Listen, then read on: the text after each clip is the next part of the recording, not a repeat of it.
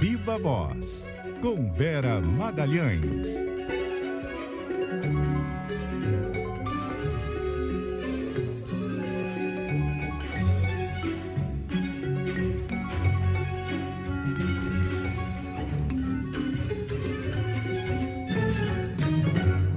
Vera. Boa tarde, Sardenberg, Cássia. Boa tarde a todos os nossos ouvintes e quem nos assiste. Boa tarde, Vera. Não avisaram a Vera que era para vir de cinza? Que era o dia do cinza, não avisaram, não recebeu e-mail. Ah, faltou, não recebi. Eu tenho até daqui na mala no Rio de Janeiro roupa cinza, teria dado. Não, e perceba a Vera aproveitando um dia bem mais quente no Rio de Janeiro do que aqui no nosso estúdio, né? Tá no Rio fazendo o que aí, ó? Eu vim para um seminário e vou ficar aqui a semana, vou no jornal, vou na redação da rádio, amanhã eu vou fazer o CBN em Foco com o Carlos Andreasa, então vou trabalhando, Sardenberg. Tá trabalhando o quê? Vai, Rio de Janeiro. O que ela tá fazendo agora? Tá trabalhando? Bom, vai lá no Rio, é diferente, né? Mas tá trabalhando. Deixa a Carol Moura te ouvir, ela deve estar aí na escuta, Carlos Alberto. Trabalha todo dia, do Rio de Janeiro. Muito bem, Vera, a Simone foi lançada oficialmente, candidatura como da terceira via. Só que a questão, a conversa que surgiu agora, Vera, é a seguinte: para onde vão os pedaços do PSDB?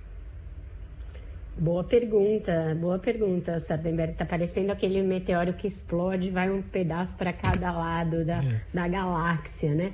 É isso, o PSDB não esteve na foto ali que lançou a pré-candidatura da senadora Simone Tebet, estava o Cidadania, representado pelo Roberto Freire, estava lá o Cidadania, estava lá o presidente do MDB, Baleia Rossi, fizeram uma consulta a vários diretórios do MDB, receberam ali o aval para lançar a senadora Simone Tebet, ainda que a gente saiba que esse aval não vai se traduzir necessariamente num apoio efusivo e constante de todos os diretórios do MDB, mas ela foi lançada com esse discurso, né, da candidata de união da suposta terceira via, ou o que restou dela. De 4 partidos que começaram essa ideia de lançar um só candidato, só estavam 2 lá. União Brasil já tinha caído fora, vai manter a candidatura fake do Luciano Bivar, e o PSDB está nessa DR coletiva, uma sessão de terapia permanente, em que não consegue decidir o que fazer. Só desde segunda-feira, quando o João Dória terminou, já surgiram ideias de candidatura própria, ideia de lançar o Tasso Gereissati como vice da Simone Tebet, e agora ideia dada pelo próprio Tasso Gereissati de que ele não, mas que podem lançar o Eduardo Leite, candidato a vice-presidente na chapa da Simone Tebet. Sendo que ele, Eduardo Leite, já disse que está fora desse cenário, anunciou que o seu nome não está mais à disposição e pensa, olha só, em se candidatar ao governo do Rio Grande do Sul, o mesmo ao qual ele renunciou há pouco mais de um mês. Então, realmente, por só esse resumo da ópera, já dá para ver o atual estágio de bagunça interna do PSDB. Eles vão ter que se acertar. Olhando da perspectiva do Eduardo Leite, a gente estava comentando aqui, eu estava comentando com a Cássia, a gente aqui concordou que se a gente fosse ele, a gente saía candidato a governador. Mas aí vocês teriam renunciado ao cargo que vocês já tinham? Ia ter que ser pensando no cenário de hoje, né? Ele já renunciou. Agora ele tem que fazer um caminho de volta aí mais bonitinho, né? Tem que ensaiar esse retorno. Ia ter que ser um negócio assim, desculpa aí, foi mal e tal. Achei que ia ser diferente. Falar algum tipo de desculpa aí, porque como você diz para o eleitor e para o cidadão do seu estado que você desistiu de governar aquele estado. Agora quer de novo. E agora você quer. Eu acho muito estranho. Eu acho que para um discurso, ser vice seria melhor. Estou indo aqui ajudar num projeto nacional. Mas ele já mostrou que não tem muita vontade de ser vice numa chapa, ainda mais uma chapa que, vamos e venhamos, tem dificuldade para ir para o segundo turno, né? Uma chapa na qual ninguém hoje bota muita fé. Conversei esses 2 últimos dias com pessoas próximas à senadora Simone Tebet e também com tucanos. Ela tem um desafio aí, colocado diante dela, que é crescer nas pesquisas, agora que não tem mais o João Dória. e também não tem nenhum outro nome, Sérgio Moro, esses nomes que chegaram a figurar numa lista de supostos candidatos dessa terceira via, ela é um nome que quem é de centro ou centro-direita e não quer votar no Jair Bolsonaro vai se identificar.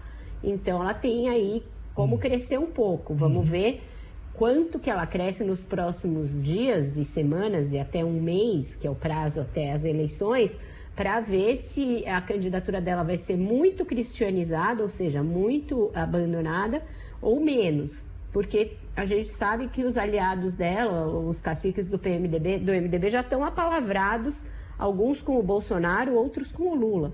Então ela precisa ter alguma perspectiva de um crescimento ali, pelo menos modesto nas pesquisas, para que o nome dela ganhe alguma atração e ela passe a ser vista pelo eleitor como alguém viável, né? Agora, Vera, só para terminar, faz tempo que a gente não fala do Kassab, né? O que ele tá fazendo? Tá quietinho, né?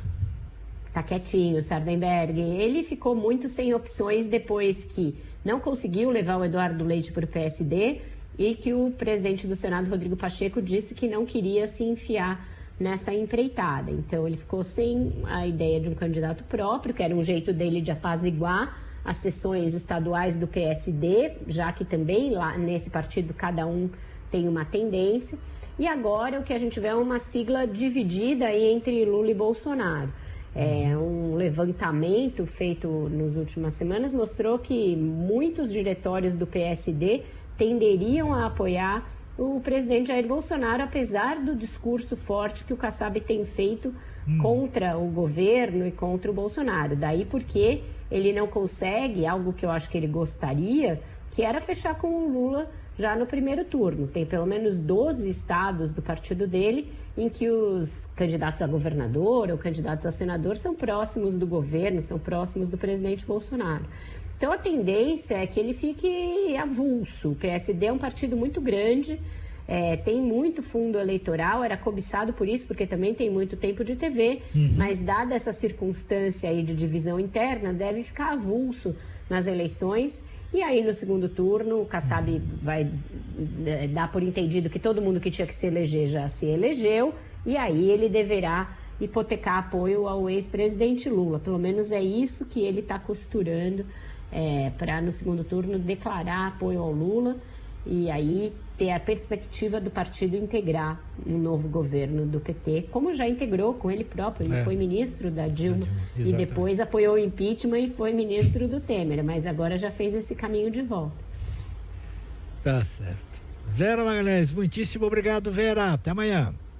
Até amanhã, Sardenberg e Cássio, um ótimo jornal para vocês. Aproveite o Rio de Janeiro. Aproveita, Vera, você merece. Vai correr na praia. Isso eu já fui, mas foi cedo. Você acha que essa hora ela não foi ainda correr na praia? Tô falando que ela tá lá. Não, ela tá fazendo as duas coisas, tá trabalhando e tá aproveitando o Rio. Não é boba. Vera, vai aproveitar o Rio. Até. Até mais. Até mais.